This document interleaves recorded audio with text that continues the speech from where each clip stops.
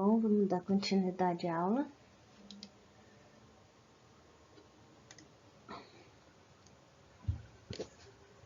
A gente teve ela online, agora síncrona, Agora eu vou continuar gravando a parte dúctil assíncrona.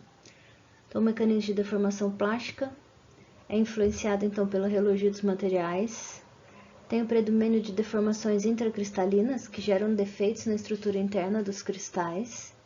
E os principais mecanismos são difusão e plasticidade cristalina.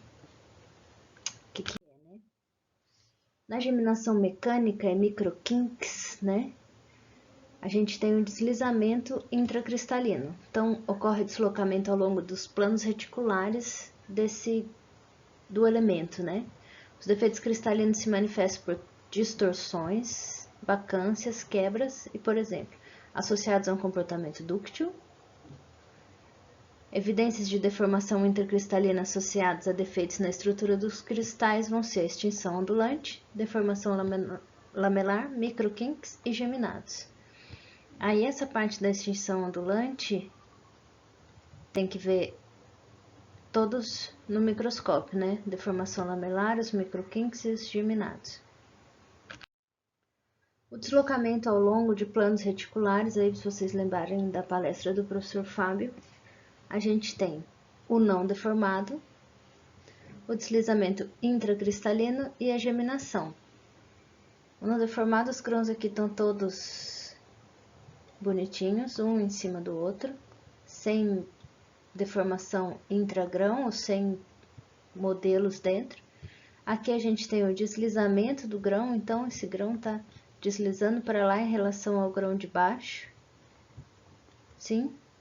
E a geminação, que você vai ter, então, a deformação dessa borda desse grão e uma movimentação. A progressão desses processos de deformação intracristalina em um cristal geram tensão e deslocamento ao mesmo tempo. Então, a gente tem tensão e deslocamento, formando subgrãos com orientação cristalográfica, ligeiramente do cristal original. Esse processo é chamado de recuperação. O Fábio também falou isso na palestra. Recovery.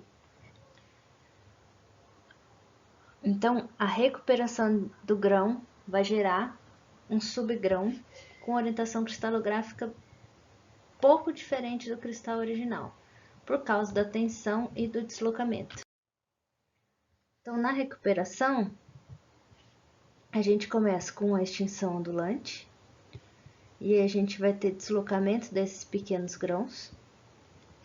Depois a gente vai gerar bandas de deformação, porque o deslocamento desses grãos vão se agrupar, até a gente chegar no limite de um subgrão, onde eles se alinham e se agrupam e podem gerar um novo grão, ou podem recristalizar essa bordinha, mas a gente ainda está na fase de recuperação.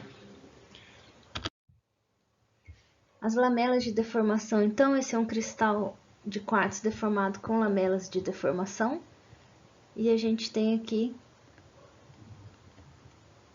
as deformações dentro do quartzo.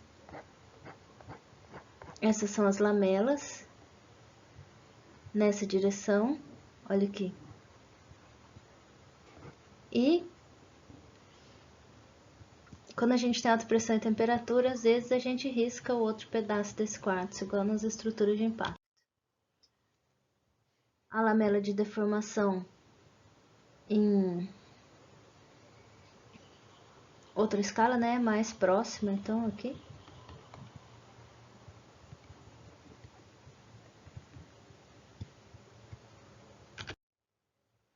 A extinção ondulante vai gerar essas lamelas de deformação, então esse é um cristal de quartzo deformado com extinção ondulante, e aí quando você gira a platina, você vai ver que essa extinção modifica, Às vezes você está com um claro e um escuro, você vai girando ele, vai invertendo isso que é a extinção ondulante, que indicam a deformação intracristalina, e as lamelas estão aqui. Tá? Então, a gente tem uma matriz nessa lâmina, um cristal, esse cristal tem extinção ondulante, tem lamelas de deformação. Então, a gente sabe que ocorreu uma deformação intracristalina.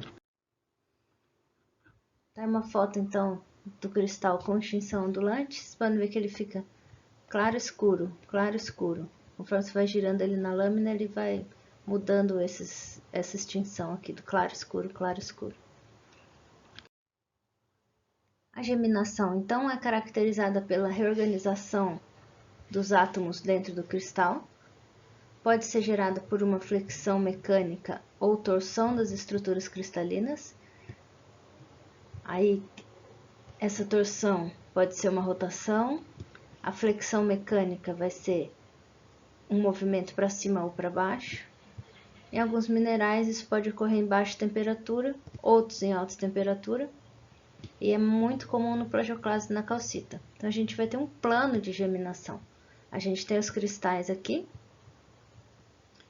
você reorganiza ele, realinha eles, e você gera um plano de geminação. Então, o nosso plano de geminação está aqui no meio e a gente tem reorganizado esses cristais. Olha como eles mudaram de posição daqui para cá. Pequena, ela é delicada assim. E aí, nisso, a gente modificou e gerou aqui a casinha, né? O telhadinho. Lembram disso? No plagioclássico, a gente enxerga um telhadinho assim, de um lado para o outro, na lâmina. Na calcita também. Aqui a gente tem a macla de crescimento em plagioclase com degrau. E aí, essa macla de crescimento é o que nos diz que é um plagioclase, não sei se vocês lembram, do preto e branco, com tamanhos diferentes. E a macla de deformação em cunha, nucleada com locais de tensão nas extremidades do cristal. Então, na extremidade do cristal, onde ele vai sofrer maior deformação, ou contato, recristalização e tal, você vai ter na borda dele, então, essa macla de deformação, mais próxima da borda. Ou você vai encontrar na macla de crescimento no cristal inteiro. A de deformação na borda, devido ao contato que ele tem com esse e a pressão que sofreu de um com o outro, ou também um pouco de aumento de temperatura, mas é principalmente pela tensão que ele sofre nessa borda, ou essa de crescimento dentro do grão todo. Tá aqui a macla de crescimento em plagioclásio, é um dos poucos minerais que eu sei ver em lâmina assim, que eu sei determinar, né? De tanto que eu tive que descrever basaltos e lâminas de impacto. Então aqui, dentro do grão todo, aqui ó, com uma pequena deformação, aí o crescimento dele dentro do nosso cristal todo de plagioclásio. Aquela era o de crescimento e essa é a de deformação. De deformação, então, no contato com o grão, ela vai crescer para dentro aqui. A partir de uma zona de contato, né? Mostra essas maclas polissintéticas que terminam dentro do grão, definindo a macla secundária. Então, essa deformação não ultrapassa o limite do grão. Isso é uma coisa importante para a gente saber, se a deformação veio antes ou depois, se é de deformação, se é de crescimento, se ela ultrapassa ou não o limite do grão. Isso é um anortosito de baixa deformação em grau granulito. Aí esses nomes da rocha, de qual deformação e o grau de metamorfismo vocês vão ver com o metamorfo. Aqui a gente tem a geminação polissintética, então, do plagioclásio, indicando deformação intracristalina. Aqui, esses desenhos aqui, ó. Tá dentro do grão, não está fora do grão.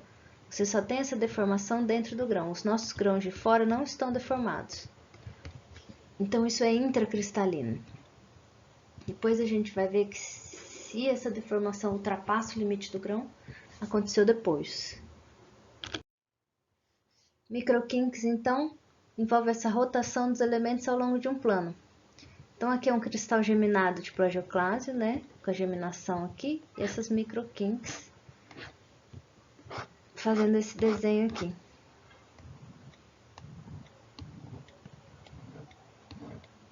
Sim, depois eu também tenho uma foto para passar para vocês.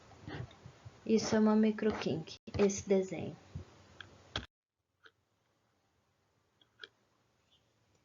Aqui as kink bands, ó, os micro kinks aqui também, sim, em outra rocha.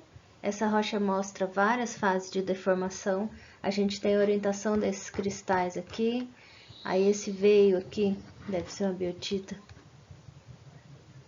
Ou uma moscovita, não sei, acho que é uma biotita mesmo. Mostrando essas kinks, que são essas ondulações, micro kinks. Aqui de novo. Ai, que linda essa foto. Isso é um microscópio eletrônico de varredura, eu acho. É um desenho de um MEV. Olha só, as micro kinks. Uau, essa foto tá fantástica.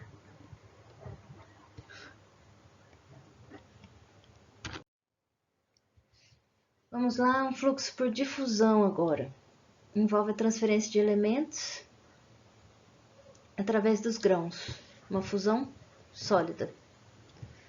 Então, a gente tem o agregado original, plasticidade do cristal e deslizamentos da borda do grão. Então, agora a gente vai ter um fluxo por difusão, borda do grão ou o estiramento dele. Apresenta 3 tipos principais: difusão por fluência, que é a mudança na forma e tamanho dos cristais por movimentos de vacâncias, vazios. Lembra da estrutura intracristalina? A gente tem aqui a estrutura e de repente aqui tá vazio, não tem nada. Difusão por dissolução, mudança na forma e tamanho dos cristais, processo de dissolução e reprecipitação de material ao longo da borda ou do poro. Então, quando você tem na borda aqui a dissolução. E difusão por deslocamento, que vai no meio de deformação intracristalina nos cristais até a borda. Aí lembra que o Fábio falou que o defeito intracristalino sempre vai ser jogado para fora durante a deformação. Então, como que é esse movimento dos elementos dentro de um cristal? A gente tem um retículo cristalino e aí, de repente, na vacância aqui, a vacância ele não tem, né? Esse daqui tá faltando. Aqui a gente tem uma substituição intersticial entre o espaço. Acho que eu já falei muito para vocês assim, dos interstícios dos grãos, né? Do espaço entre os grãos. E aí a gente tem aqui uma substituição por outro elemento. Ó. Esse elemento é diferente. Esse aqui está no meio do retículo e esse está num lugar de vacância onde não tinha um elemento e ele substituiu esse local.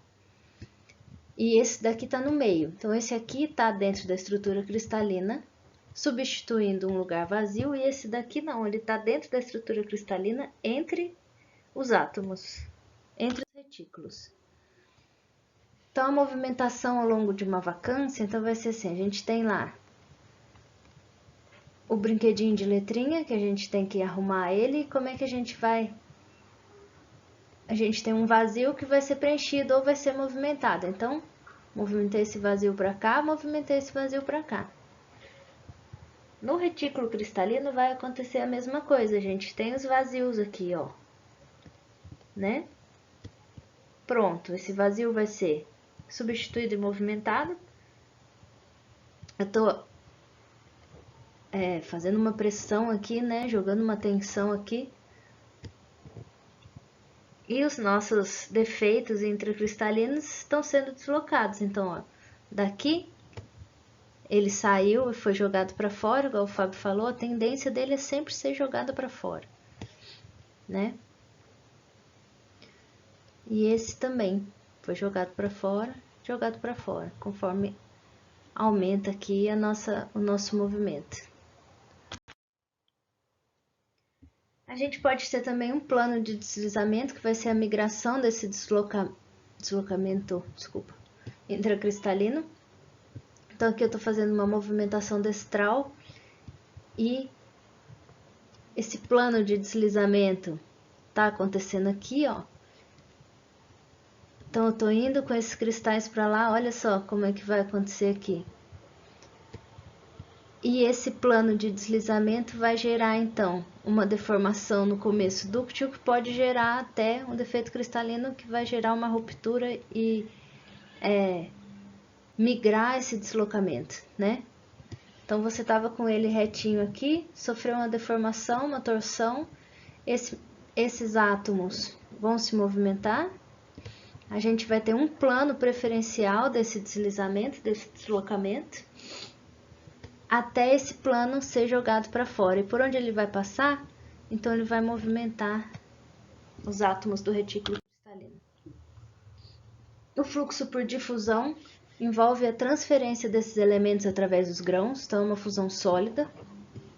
Tem que ser a temperatura muito alta e a difusão direta de átomos através da rede cristalina ao longo do limite dos grãos. São dois tipos de fluxo por difusão. Difusão da rede cristalina ou do volume, que chama fluência de Hering-Nabarro, e a difusão das bordas de grão chama fluência de Kobler. Então, as pessoas que determinaram isso. Então, vamos lá. Os tipos, então. Difusão da rede cristalina ou difusão da borda de grão. Então, a gente tem uma vacância aqui. Vai ser substituída e deslocada, tá? E aí, a gente tem alta temperatura. Então, a gente ou funde eles no sólido, né? E olha só, começou aqui, veio para baixo, fundiu esse buraco aqui que tinha, tava aqui de novo, ó, o espaço, onde tinha um espaço fundiu, onde tinha um espaço fundiu, e ele tá se deslocando até ser jogado para fora, onde tinha um espaço fundiu, onde tinha um espaço fundiu, até ele sair pela borda. Aí a difusão pela borda do grão, então, vai ser a vacância que move-se através dos cristais. Então, ela vai passar, a gente tem aqui a nossa tensão. Ó, o Sérgio colocou o sigma 1 aqui, o outro slide eu não quis falar o nome sigma e tal, mas aquela tensão que a gente jogou em cima lá também era o sigma 1, tá?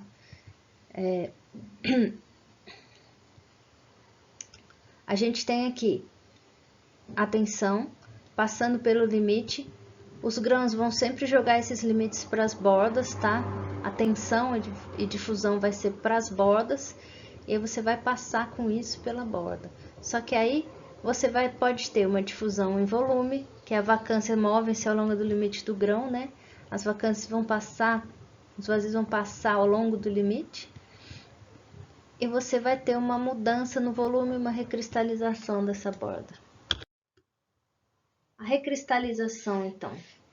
O Fossen define que a recristalização ocorre quando a recuperação se prolonga até os deslocamentos do subgrão serem removidos e os grãos se tornarem livres de deformação ou sem extinção ondulante.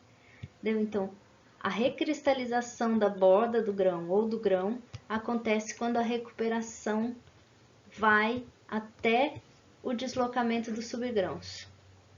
Vai até os grãos se tornarem livres dessa deformação. Quando os grãos se tornam livres da deformação, quando essa deformação, essa vacância sai e termina a recuperação, com o aumento da temperatura e pressão, você então vai fazer a recristalização. Ela é associada à reorganização do material durante a deformação. E aí ocorre a recristalização. Então, você reorganiza intracristalinamente, acaba a recuperação, depois da recuperação você transforma e recristaliza. Recristalização que ocorre enquanto a rocha está sendo deformada é a dinâmica, e quando a deformação cessa pode ocorrer cristalização denominada estática ou anelamento. Então, a dinâmica quando ela está acontecendo durante a deformação, estática quando cessa a recristalização, quando cessa a deformação. A recristalização dinâmica, então, são 3 tipos principais. O primeiro é o bulging, o segundo é a recristalização por rotação do subgrão e a recristalização por migração ou migração do limite do grão. São controlados sempre pela temperatura e pela taxa de deformação, pela quantidade de tensão que a gente está jogando, que vai gerar uma deformação, e qual que vai ser a taxa dessa tensão, dessa deformação. A recristalização dinâmica, então, quais são os mecanismos dela durante a deformação? Então, você tem a deformação, você vai gerar, primeiro, a migração dos limites de grão, a alta temperatura. a taxa de deformação tá vindo aqui do menor para o maior aqui, a temperatura tá ao contrário, maior para cima, menor para baixo. Então, você tem aqui a migração desse limite do grão e você recristaliza na borda esse limite do grão. Então, primeiro você teve a recuperação, agora você vai ter a recristalização. A rotação desses subgrãos, então, quando a gente está aumentando a taxa de deformação no meio da temperatura aqui. Então, olha só a bordinha do grão com ele todo pequenininho aqui, ó. Então, você teve uma rotação desse grão e na bordinha dele você vai recristalizar. Durante a deformação, então você está fazendo uma rotação nele, a bordinha dele recristaliza, depois da recuperação. E a deformação bulging, não sei se é bulging o jeito de falar não, tá? É quando você tem baixa temperatura, mas alta taxa de deformação, que você na borda do grão também recristaliza ele, mas é um pouquinho diferente dessa. Essa rotação, durante a rotação, você ainda vai ver. Por exemplo, se eu estou numa rotação destral, você vai ver esses grãozinhos mais estiradinhos. Esse não. Tá a baixa temperatura, tá muito alta pressão, você vê eles bem redondinhos recristalizando na borda do grão. Seguindo. A recristalização dinâmica, então. Bulging é o resultado da migração do limite de grão para o interior de um grão mais deformado. Você tem ele redondinho na borda aqui, e ele vai entrar o outro grão dentro dele. Conforme você aumenta a quantidade de tempo, vai ficar redondinho e ele recristaliza na borda redondinho aqui, ó, porque você está entrando com a deformação do outro dentro do seu grão. Formação de subgrãos em quartzo gerados por recristalização dinâmica tipo essa. Então, olha, a borda desse grão aqui está entrando para dentro do outro. E daí ele vai ser englobado nesse aqui. Porque você tá a alta pressão. E aí a bordinha dele migra para dentro do outro. E eles ficam arredondadinhos. A outra não, a outra vocês vão ver que eles ficam um pouquinho mais estirados. Aqui de novo, o grão entrando dentro do outro, e aí vai recristalizar essa borda. E a gente consegue saber a taxa de deformação. Já a rotação desse novo subgrão, então, requer o deslocamento e rotação dos retículos cristalinos do grão em relação ao seu vizinho.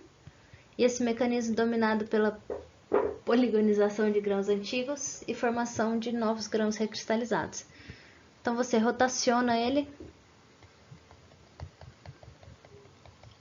recristalização e rotação, né? Você gera um subgrão com ângulo menor que 10 graus. Gente, tá difícil. E aí você tem um novo subgrão aqui com esse ângulo maior que 10 graus. Então, você está rotacionando. Aí você tem o retículo aqui, né? O novo subgrão, olha como ele já modificou esse aqui de onde ele estava. Você rotacionou e o novo grão ele fica rotacionado na borda. Tem foto? Aqui, né? Você aumentando o tempo, o limite do subgrão aqui. Ó, todos orientados para cá, a gente está numa movimentação destral aqui, de repente ele muda. E aí você gera esse limite desse novo grão, com outra orientação. Quartzo recristalizado pela rotação de subgrãos. Você vê que eles têm sempre uma orientação, diferente do outro que engloba o pedacinho do grão antigo. Então, tá aqui, você tem essa orientação de rotação. Ela pode ser visualizada em lâmina com a placa de gipso ou no microscópio, né?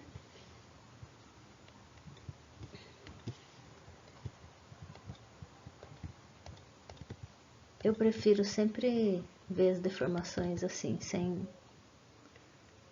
sem usar a placa de gipso, né? O compensador sem mudar muito. Eu enxergo melhor assim.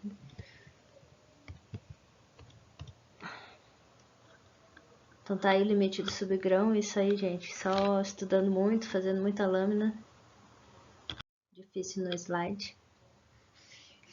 Já a migração de limite de grão é dominado pela rápida migração da borda e ocorre a altas temperaturas. Então você tem aqui, ó, saindo, olha só, o grão está sendo todo deformado até que esse pedacinho aqui do limite da borda dele vira um novo grão. Pronto, o limite era aqui, agora o limite não é mais, o limite está aqui dentro. E englobou, inclusive, outra coisa que estava aqui.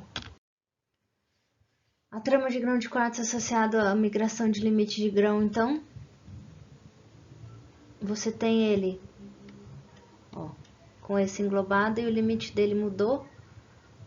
Dependendo da taxa de deformação, você não consegue enxergar isso, porque já está tudo recristalizado, né?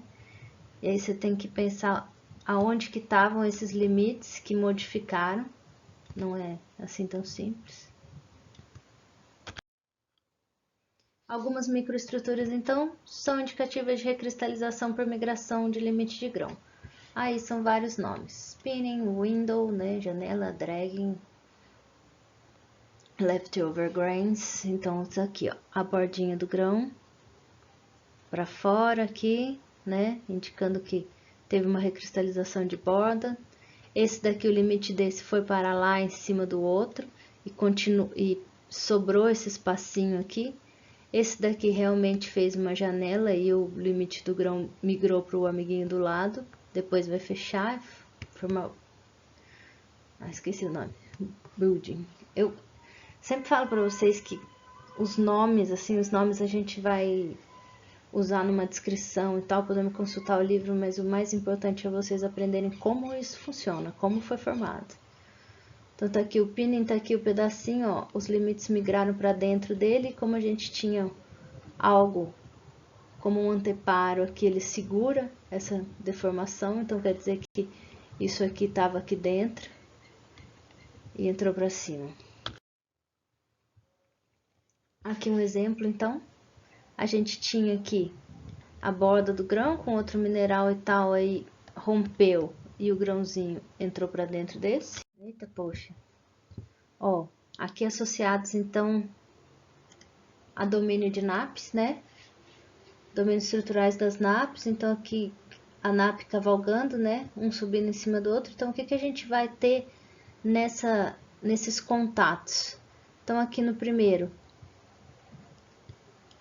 zonas de falha, e tá aqui o tanto de deformação, e aí a gente vai subindo com esse grau de deformação até a gente chegar numa super deformação com os grãos estirados, com recristalização. Então a gente tem os tipos de recristalização aqui, partindo aqui da menor temperatura, menor pressão, e indo até uma alta temperatura e alta pressão aqui para cima, tá? Aqui a gente tem um limite da deformação do quartzo, e a gente chega aqui, claro, no 400, 500 graus, que é o limite dele da recristalização. E para baixo aqui também a gente tem um limite de pressão, e quando a gente sobe um em cima do outro, a gente vai ter rotação, mudança dos limites do grão, do tipo de rotação, então a gente está evoluindo aqui numa deformação, num metamorfismo. Já a recristalização estática, que não é durante a deformação. O termo geral para o processo de recuperação e migração de bordas induzidos por deslocações remanescentes e por grande superfície de borda de grão que ocorre geralmente após a deformação. Então, acabou a deformação, vai ter uma recristalização estática. Leva à remoção de extinção ondulante, bordas retas e crescimento de grãos. Então, essa é uma sequência de experimentos de uma trama granoblástica deformada por recristalização dinâmica e estática. Então, você começa aqui com a marcação, vamos começar a olhar o grão, outro grão, olha só, essas linhas indicam então que isso está rotacionando e deformando, e quando a gente chega aqui, a gente tem a recristalização desse grão e dessas bordas desse grão todo Então aqui, ó, recristalizou e englobou o outro. Acabou.